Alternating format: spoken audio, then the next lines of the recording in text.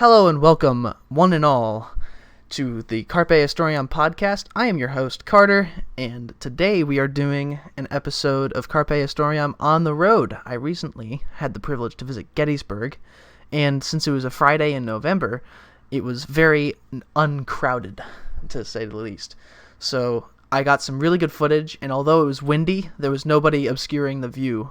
Well, almost nobody obscuring the views of the battlefield. So you'll get a really nice kind of panoramic view of the battlefield on a beautiful day in November. I'm releasing this on Veterans Day, Remembrance Day, or Armistice Day, depending on where you are, so I'd like to thank all of the veterans watching for their service, and if you have a veteran in your family, go and tell them thanks, even if it's the day after or whenever. It doesn't matter. Veterans Day is a very useful opportunity to do so, but we should be thanking them every day. So if you're a veteran, thank you. If you're family of a veteran, go thank them. And I'll be talking more about that towards the end of the video. So anyway, enjoy this battlefield tour of Gettysburg and the history behind it. So yeah, see you guys at Gettysburg. I apologize for the wind, but on July 1st, 1863, the ground in front of me, facing Carlisle, Pennsylvania, which is a few miles just north of here, was where the Confederate Army advanced towards Union positions here in Gettysburg. And this hill, or ridge, Cemetery Ridge, is where the battle started. Union cavalry, under the command of General Buford, set up an advanced position here, along these fence lines and the top of this ridge, between the woods over there and the set of woods beyond this initial hedge here. You can possibly see in the distance there's a couple of monuments. Might be able to see them if I zoom in. Kind of faint. My phone camera is not as great as I'd like it to be, so you can't really see them very well, but over there is Oak Ridge. That is where the right flank of the Union cavalry was anchored. In front of me, Confederate General Heath, with his division, was marching to Gettysburg, which is behind me, in order to, some say, get some shoes, others say get supplies. Whichever way it was, it's not important right now. They wanted to get to Gettysburg. And Buford knew this and wanted to be in their way. He had a detachment of artillery. You can see some of the guns there.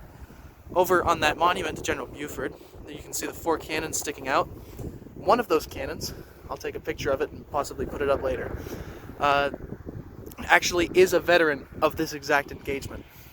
So, pretty nice that they found that one sitting in a warehouse and decided to put it here. The battle was engaged here and lasted for a number of hours, with Union and Confederate reinforcements coming in to support the initial waves of Confederate soldiers and Union troops here on the ridge. Off to my left in those woods, Union troops, specifically the Iron Brigade, which was comprised mostly of Michigan and Wisconsin men, set up in there, and there was some brutal fighting there. And General Reynolds, the Union general who took over command after Buford because he had seniority and his troops arrived, he was actually wounded in those woods over there. In fact, just behind them. They've got a memorial over there. And the first day's battle is really marked by a series of unfortunate events. The Battle of Gettysburg, if General Lee had had his way, would have never happened. And if General Meade had had his way, it wouldn't have happened here, or now. So it really just kind of started with the skirmish here between the cavalry and the Confederate infantry, and kind of spiraled out of control. Now, after a number of hours, I think 2 or 3, the Union troops were broken by Confederate forces coming up this road and had to retreat to the next set of ridges over there. You can see a set of buildings. Kind of dark today since the sun's facing that way, but that's a Lutheran seminary. It's called Seminary Ridge, is the ridge it's on, and I don't know if you can see it. No, you can't see it from where I'm standing, but there's a massive, or well, comparatively massive building there that Buford was using as his headquarters. And so the battle moved from McPherson Ridge to Seminary Ridge and continued there on the new defensive line for a couple hours until large amounts of Confederate forces and even larger amounts of Union troops were arriving and kind of filling in gaps in the line, extending out the flanks all the way for miles. But finally, around the right flank, it's somewhere called Barlow's Knoll. You can't see it because it's obscured by the trees. The Confederates broke through there and started advancing on the town from the north. Now, you can see how a Confederate force over there would be a bit of a problem for a Union force right there. I don't know if you can see my hand. But, so they are outflanked, and now the Union troops have to retreat back through Gettysburg in order to get back to safety. So, Union troops retreat through the town, and there's major traffic jams. For lack of a better word, traffic jam makes more sense. Troops getting trampled under the horses and other things running through the town. It is a complete rout. The Confederates have routed the Union Army. Now, if this battle had only been July 1st, 1863, it would have been a smashing Confederate victory. But, as it turned out, only about a quarter to a third of the total Union force was engaged in the battle on the first day. And about the same, maybe half of the Confederate forces. And Meade didn't want to give up the fight. So, on the other side of Seminary Ridge, about 1.5 miles from here, is a place called Cemetery Ridge. He set up defenses there and formed a line in the shape of a fishhook extending from Culp's Hill in the northeast down towards the town of Gettysburg, getting as close as a few hundred yards away from it at its closest point, then continuing on to Cemetery Hill, and from Cemetery Hill moving south along Cemetery Ridge, ending at a place called, at essentially what is a wheat field. And we'll see what happens at the wheat field with Dan Sickles' Corps, and also a little bit south of there on Big Round Top and Little Round Top on the next day. So that's McPherson Ridge. I'll take a few more short vignettes, if you will, of some of the monuments of the important spots. I might even go back up to the seminary and take a few pictures there. But yeah, so that's the first day's battle pretty much summarized. This is the Iron Brigade Memorial. Slightly less windy in here since there's a bunch of trees blocking it. But this is McPherson's Woods. And you can see it's pretty dense. Not exactly where you'd want to be fighting on a hot day in July. Perhaps there's a little bit of shade. But trying to navigate your way over the fallen trees and dodging bushes, especially those raspberry bushes. They're very annoying around here. They'll prick your legs. They'll get stuck on your uniform if you're wearing, well, if you're like the Union soldiers wearing wool uniforms, right? It'll get stuck. Don't have to worry about the leaves on the ground, but that's just because I'm filming this in November. So, wouldn't have looked exactly this way in November, or in July 1863. A lot greener, more leaves, but yeah. So the Confederates would have come from that direction, across the road towards where I'm standing, and the Union troops would have been on this side of the road pretty much. And the battle in the woods was pretty much just a back and forth across where I'm standing. The Confederates coming from that direction, the Union coming from behind the camera. Charges either direction, and this went on for hours until finally the Confederates break through. And they break through at about the same time as they do on Oak Ridge. Or no, not necessarily on Oak Ridge, but they break through at about the same time that the position on McPherson Ridge falls. Because this is in that first stage of the battle. So, again, the Union positions are just steadily outflanked, And that's really the problem. So today, July 1st, I'm referencing today as in like the first day of the battle, is marked by essentially a logistics problem. How do you get enough troops to the front where they need to be as fast as you can? The Confederates mastered this. They moved pretty well. The Union troops, the whole Union Army, was spread out along that road that I showed you earlier, miles down the Taneytown Road, and it was also split up into multiple groups, so it was really hard for them to muster all of their forces together on the first day. But as I said earlier, on the second day, the entire Union Army is there. So this battle is really going to change. General Reynolds is wounded just over there, not in the woods, just behind it. He was advancing with a unit of Zouaves. He was at the helm. You were at the helm, at the front of the column. And a Confederate sniper from these woods, not too far from where I'm standing, shot him, and he was killed almost instantly. It shot him in the neck or the head, I forget which. But they saw him fall from his horse, and by the time he hit the ground, he was already dead. So yeah, these are McPherson's woods. So as I said, over on the other side of McPherson's woods, General Reynolds was advancing with a group of New York Zouaves up towards this wood line, or tree line. And in the woods, somewhere up in front of me, a Confederate sniper was either in a tree or sitting behind a bush or behind a log, concealed from the Union troops.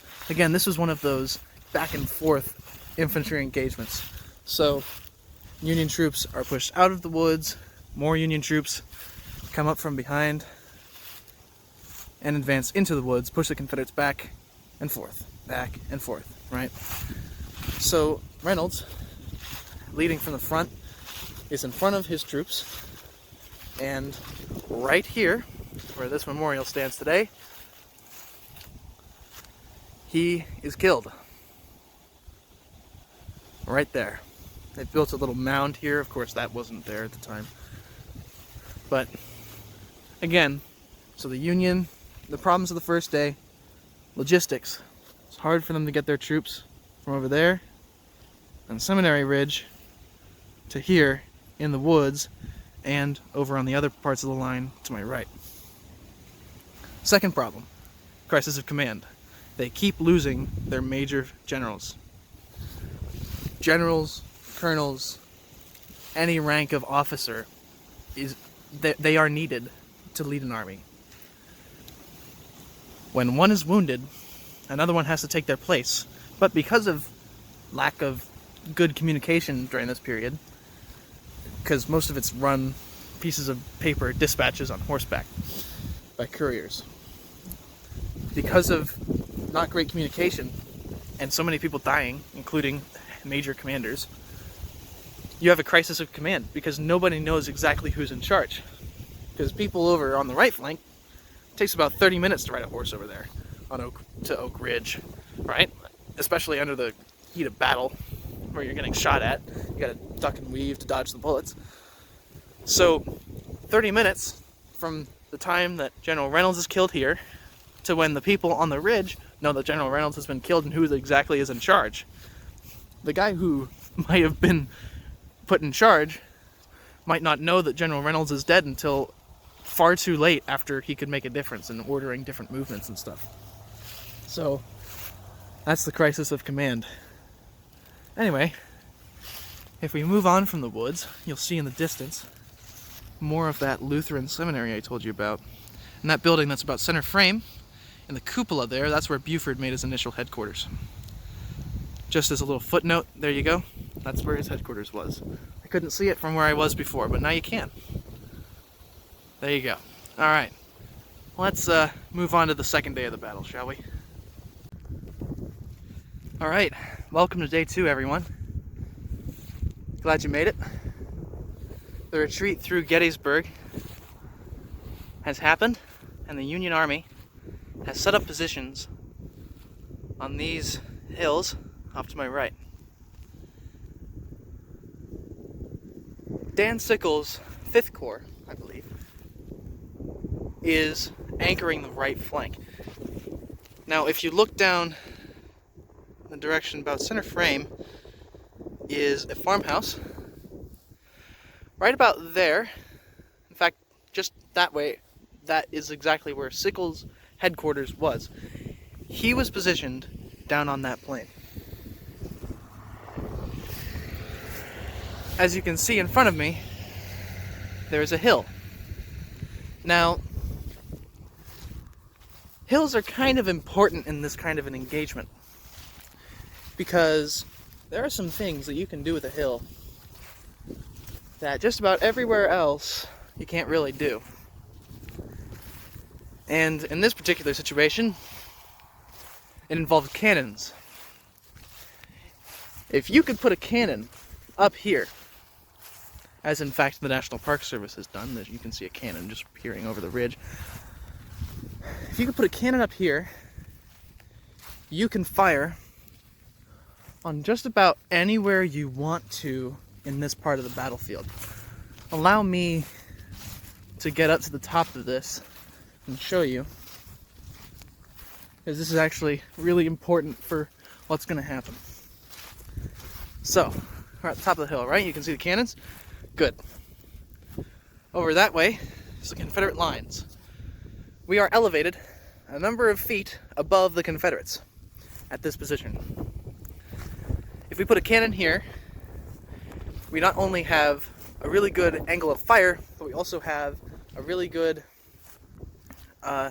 we can arc our shots over the ridge that they're hiding behind because of our elevated position. Down that way, if the Confederates want to flank us, we can shoot at them and have a completely open field of fire in front of us, save for the peach trees that are here. If we look over this way, here are the Union lines. If the Confederates get up here and place their guns here and start shooting at the Union lines down that way, big problem for Dan Sickles. Interesting side note, Dan Sickles is the only person, I believe, in United States history, or at least the first, to get away with murder on the plea of temporary insanity. He killed his wife in Washington, D.C., and in court said that he was temporarily insane. Got away with it. I don't know what to make of that, but make of that what you will. So Dan Sickles already has a bit of a reputation for being a bit of a clever guy, if not slightly insane. Not temporarily. So he decides to disobey his orders to stay down there. He's going to move up here to this position right here, the peach orchard, named for all the peach trees. You can see they're in nice columns. The National Park Service keeps really good care of this spot.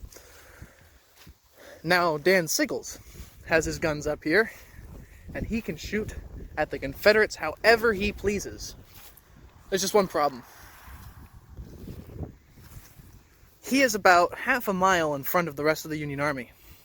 Both of his flanks are exposed, and the Confederates see this and start trying to take advantage of it. This part of the line, for the Confederates, is commanded by James Longstreet.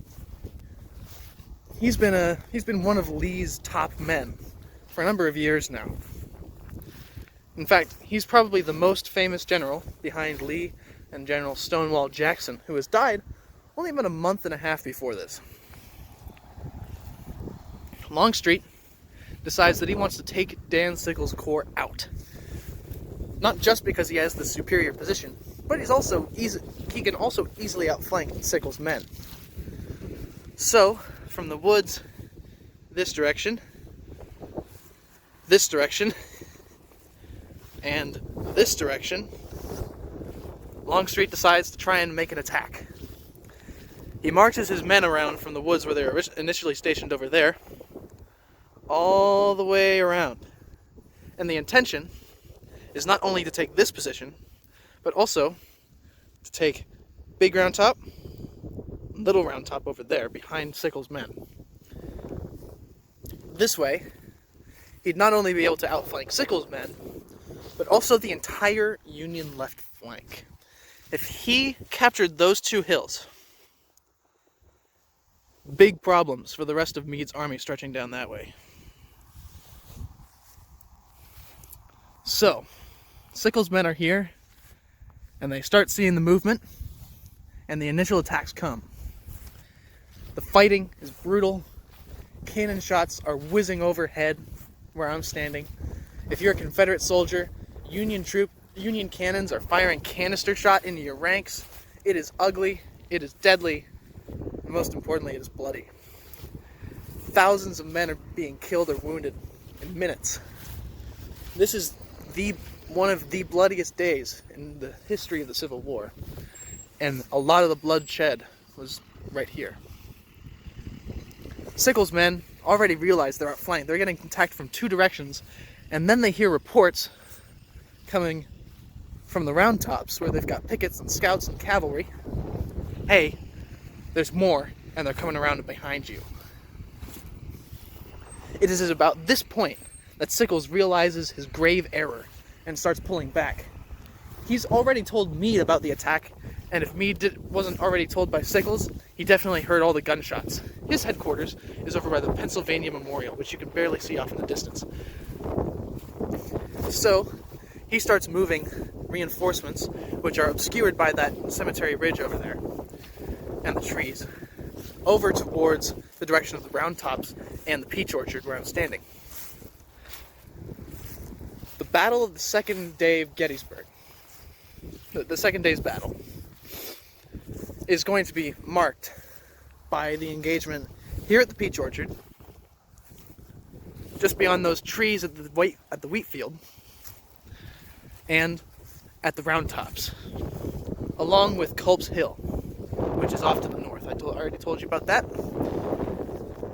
Culp's Hill, the original plan for the Confederates was to attack on both flanks at once, right? So Culp's Hill on the extreme right, here on the extreme left. But because of Sickles, what turned out to be an error, but if I were in the same position, I'd make the same tactical judgment, I think. But because of Sickles, what turned out to be a grave error, Longstreet took advantage of it, and so most of the fighting was centered around this area of the battlefield in the south. And so, while I may not get to Culp's Hill today, just remember there was some fighting in that direction, but most of the important events of the second day's battle happened in this peach orchard, and kind of moved linearly. If you look at this line that my camera's pointing, we're standing at the peach orchard. Right in front of it, behind those trees, is the wheat field, and then beyond that, you can see a hill with a little grassy bit on top with a bunch of rocks. That's Little Round Top. The Confederates will advance along this axis and around the flank in order to try and outflank Meade's army. Let's see how that turns out for him.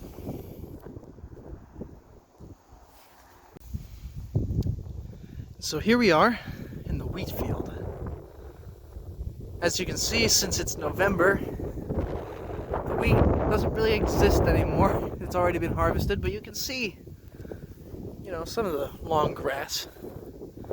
In fact, I'm not even sure if those are actually remnants of wheat stalks.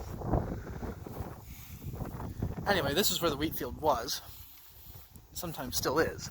The National Park Service will get farmers to come live on the land and farm the crops that would have historically been there. It gives the farmers a little bit of money and a free place to live, almost free anyway. And it gives the National Park Service a battlefield that looks like it was when the battle was happening. So, really amazing stuff.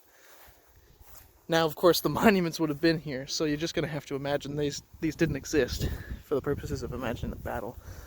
But to the front here, the way the camera is facing, that's where the Union lines were.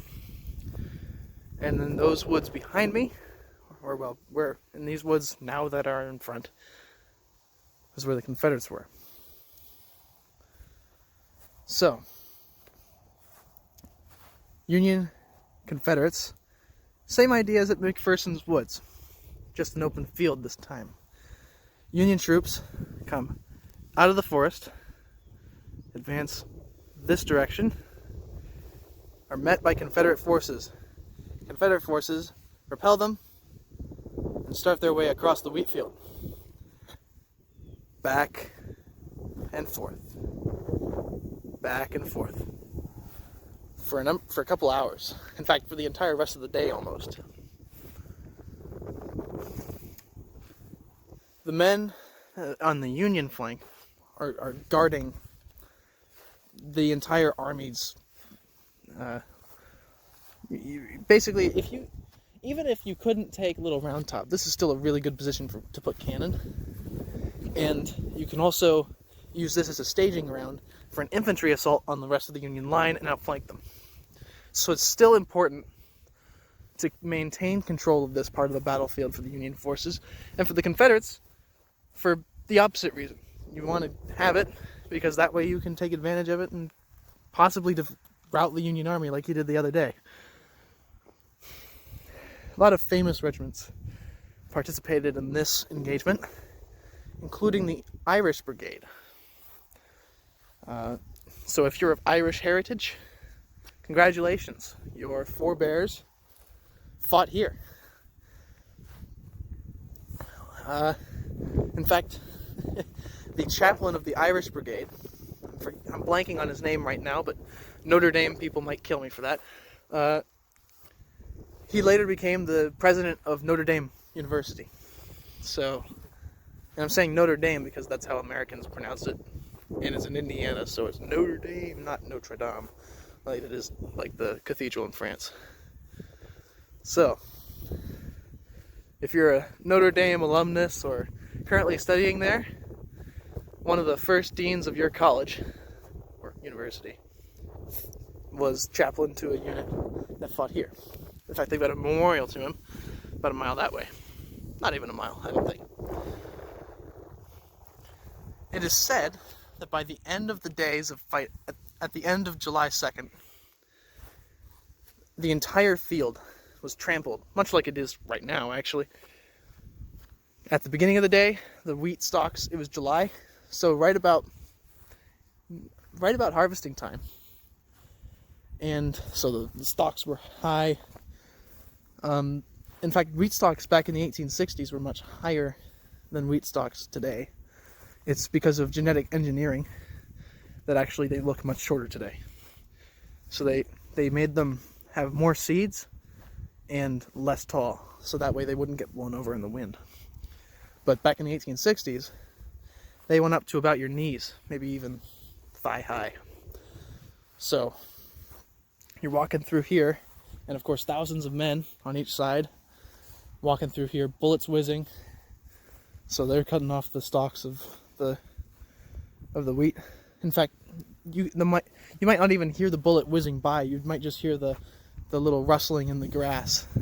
Or, well, not little, lots of rustling in the grass or wheat for the bullets coming by your feet. So that's essentially the Battle of the Wheat Field. Now, to put this in perspective of everything else, up there, just beyond that little hill there in the trees, that's the peach orchard. The Union made a fighting retreat back here, across that hill and into those woods. And beyond, this way, obscured by the trees, is Devil's Den and Little Round Top. That's where we're going to be moving next, so I'll see you there. So right in front of you is Little Round Top. Don't let the movie deceive you. Most of the engagement on Little Round Top happened not amidst the trees. In fact, as you can see, it's mostly boulders and just a plain old hillside. I'm standing just opposite the wheat field. So wheat field's over there. The Confederates can advance from these woods. Their positions that I was pointing to are right over there. And they come out here and find Union troops just getting set up for battle. So, sure enough, they decide to sweep over this hillside, down into the valley, and up the next hill. try and take it. If they take that hill and the hill beyond, but most importantly this one, the entire Union flank over there, I cannot emphasize this enough. They're toast, okay? They are gone for. At least their position is compromised. Perhaps the campaign, maybe not. But the battle will be won if these hills are taken and used properly. Union troops are just getting organized up there. Meantime, Confederates are sweeping down, and over on my right, where the camera's facing, this place called Devil's Den. Some Union snipers and advanced scouts were in there, dug in amidst the boulders. I'll show you that in a little bit. And they fought off some of the Confederate units trying to get around the flank. But more were coming around that opposite that hill that Devil's Den is hidden by, going up Big Round Top, down the hill, and trying to even outflank Little Round Top. We'll see the results of that in one of the most famous encounters of the battle. The battle between some men from Alabama, in fact a future governor, and 20th Maine, led by future governor of Maine, Joshua Chamberlain. So here I am at the bottom of the valley between what I'm looking at is Devil's Den here and Little Round Top. I already kind of explained it, so I just want to give you a little angle of what it looked like. It's a bunch of boulders called Devil's Den because apparently some guy in the early 1800s came here and found a snake. I was like, ooh, the snake's the devil. So it's Devil's Den. So that's why it's Devil's Den. This is like a glacial till kind of thing. Pushed in by glaciers, I think is what they say. And it's just a bunch of rocks piled on top of each other. It's one of the most interesting places in this area geologically, as well as just because of the battle. So I'd say it wouldn't be as famous if it wasn't for the battle, so hurrah for that, I guess. Hurrah for geology. Then if we turn this way, Little Round Top. There are a couple cannons up here, up on Little Round Top, that were actually shelling Devil's Den, and provided some fairly good covering fire for the troops down in this area of the battlefield. So again, Confederates sweep over the hill, engaged in fighting here, then move up where I'm standing and start trying to scale Little Round Top. Let's see what's up there.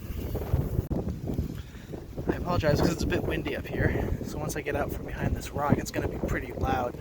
But the first thing you might see or notice when visiting Little Round Top is, oh boy, that's a really nice view. And that's exactly what I want you to say, because that's exactly what the Union said when Gouverneur Cape Warren, the guy whose statue is over there, came here. That is what he said, but not for the reason you're thinking, because this is a really nice spot to put some artillery. So just to illustrate that point, you can see all the way down the Union lines from here. Pennsylvania Memorial, and even further you can see the cemetery. Really important position to keep this for artillery, to shoot at the Confederates over there, and to not let the Confederates have it so that they can't shoot you over there. But yeah, really nice view. So once again, to summarize, Confederates going down from Devil's Den, where I was standing before, just over there, and then also from the wheat field, which you can almost see. In fact, you can kind of see right there through the trees. I was standing right about there. It's focusing on my glove. I don't want to do that, but right there. Before, when I was explaining that. So, Confederates coming up here. There's infantry set up along this ridge here. It's a nice school group that will represent as the New York Infantry, and they are what they thought was the extreme left flank. But the Confederates are coming from over there.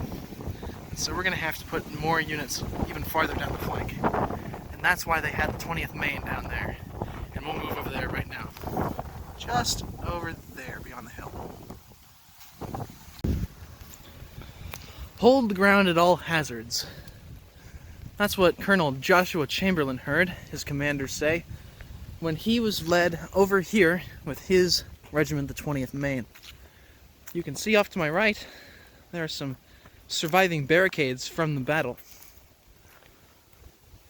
It was this position that on July 2nd, 1863 was the hinge of the Union line. If this place fell, not only would the rest of Little Round Top behind me fall, but the entire Union flank. Colonel Joshua Chamberlain's men formed makeshift barricades out of stones, sticks, and other assorted items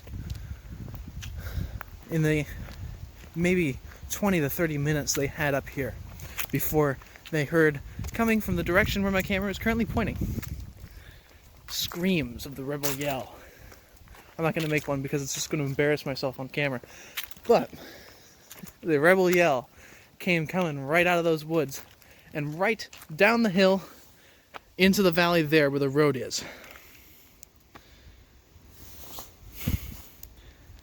The Confederate forces, again, this was all tree covered and bush covered, and there was no road, and it wasn't winter, so it was densely forested, and all the leaves were there, so you wouldn't be able to see this far. Confederate forces, as they advanced down here, Joshua Chamberlain's men opened up on them. And for 2.5 hours, the Confederates, a regiment from Alabama, advanced up this hillside, and for 2 hours, the 20th Maine held on against them. Until finally they ran out of ammunition. The Confederates, in the meantime, had already begun flanking around and were moving off towards my left, where the camera is currently pointing. In order to circumvent this, Joshua Chamberlain ordered his brigade anchor itself there, planted the flag there, and split it in half, or his regiment. Half of it going up this way, and the other half back to the flag, going that way. Again, the Confederates kept coming, until Chamberlain's men ran out of ammunition. "What do we do now?" one of them said. The order was clear, and, well, it was pretty plain. They couldn't leave the ground. Hold the ground at all hazards was the order. Fix bayonets was the command. And the entire regiment fixed bayonets. When the Confederates came that next time, it was going to be a bayonet charge. And so they came, screaming and whooping and hollering out of the woods.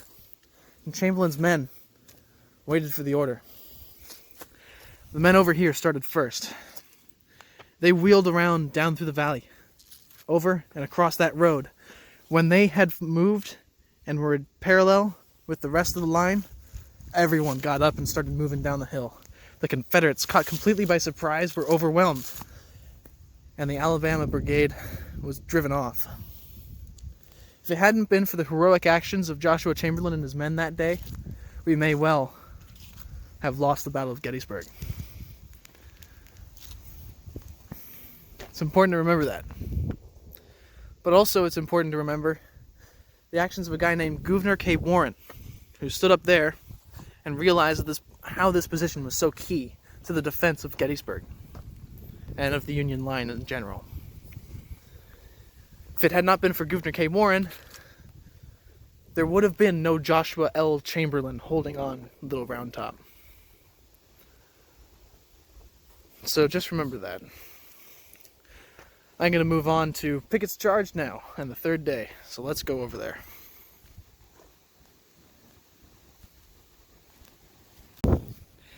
Just a little footnote. Again, Little Round Top, right up there. The scene for the Battle of Little Round Top in the movie Gettysburg was filmed right down where the camera's pointing. Well, most of it anyway. So yeah, if you like the movie Gettysburg, there's a little bit of trivia for you. Right there.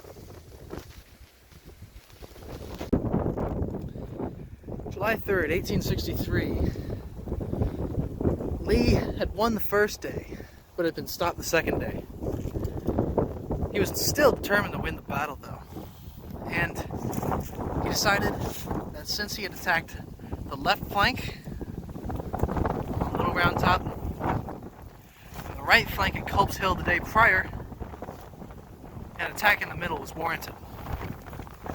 And he may have been right.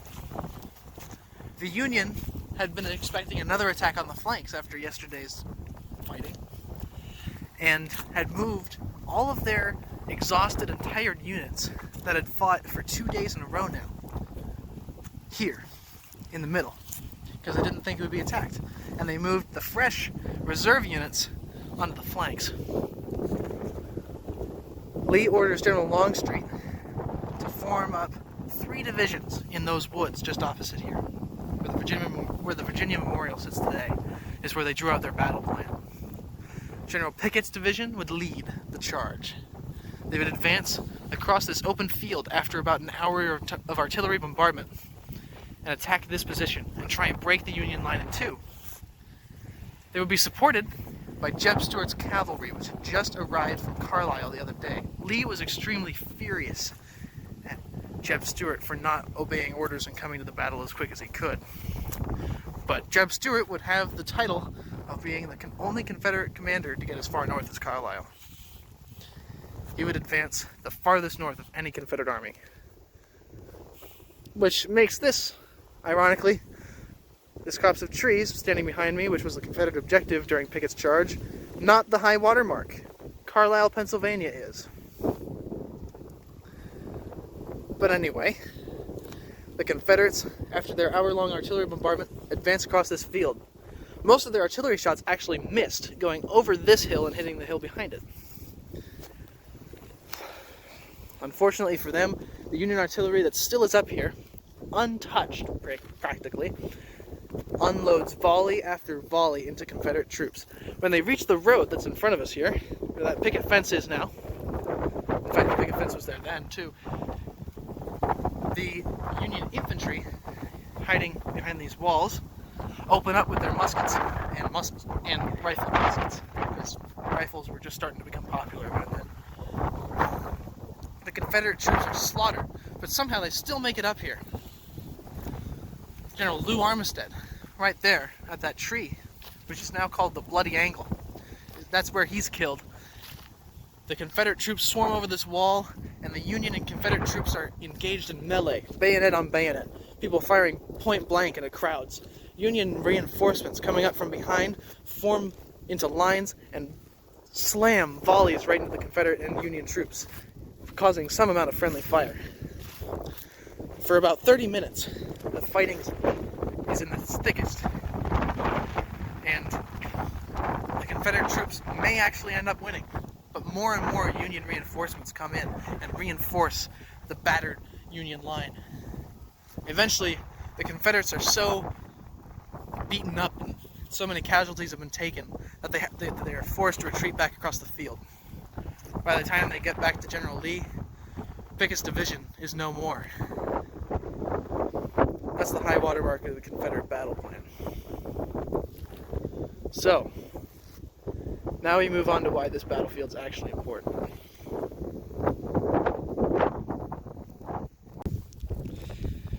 Quick note about the cavalry before I move on to the cemetery. They were actually stopped by a brigade of Union cavalry a couple miles east of here, in East Field, that's what they call it now, by a young, brash Union brigadier general by the name of George Custer. You may recognize that name, because in fact he is the same George Custer that was killed at the Battle of Little Bighorn by the Sioux in the 1870s. This was one of his first and most famous actions until then. So yeah, there you go, another historical footnote for you. Now, why is the Battle of Gettysburg so important? Well, certainly the tactical and strategic value of winning this engagement for the Union Army cannot be understated. The Confederates never again invaded the North. At least, okay, that's wrong. The Confederates did again invade the North, but not to the same extent.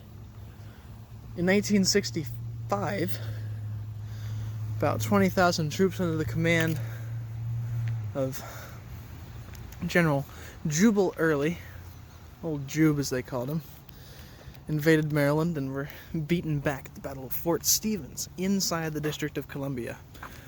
But that was supposed to be a diversion. It wasn't a serious attempt at trying to kill the Union. This stopped the Confederacy in its tracks. For 6 months, the Confederacy had been winning battle after battle.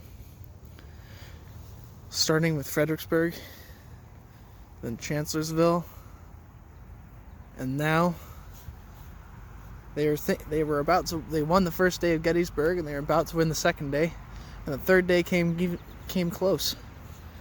But yet they had been stopped. The Confederacy had been stopped. The rest of the war was on a constant defensive posture for the Confederate Army. They would never again get this far north. But the real reason why this battle is important is that monument up in front of you. It honors the men who died here, but in November 1863, just a few months after the battle, and pretty close to when I'm filming this, the anniversary of it is, Abraham Lincoln came up here to dedicate this cemetery. And the dedication speech that he gave is undoubtedly one of the most famous and one of the most important in American history. 77 years ago, our fathers put forth upon this continent a new nation conceived in liberty and dedicated to the proposition that all men are created equal. Dedicated to the proposition that all men are created equal. America is very unique in that. Not many other nations can lay claim to such a founding principle. And the fact that thousands and thousands of Union troops died here defending that principle separates America from most other free nations on earth. Their graves here are meant to show that that principle, the founding principle of America, it's worth dying for.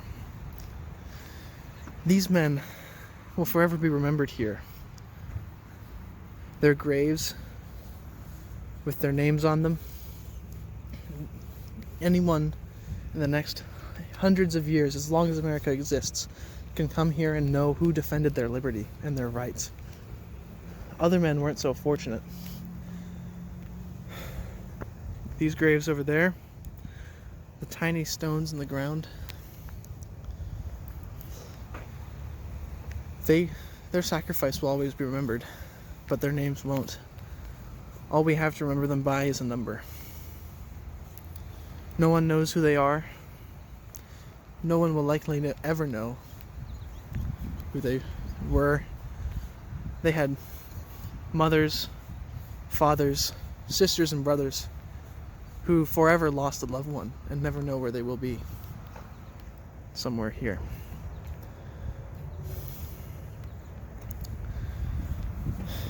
These brave men are why we celebrate Memorial Day. The men who survived are why we celebrate Veterans Day. This Veterans Day weekend, remember all our American soldiers. These ones, the ones who survived, and the ones who are currently living, who defend our freedoms. It is of the utmost importance that we defend these principles, because there are many around who wish to destroy them. The fact that these principles are worth remembering and defending is the real reason why the Battle of Gettysburg is so important.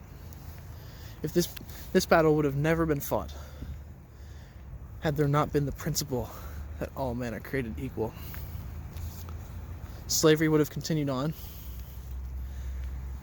and it's likely that it might have still been here today, or an even bloodier conflict would have had to been fought in order to liberate the many thousands millions of people in chains.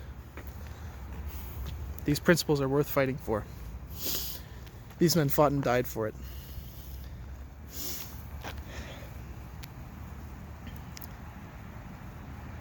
We need to continue the fight.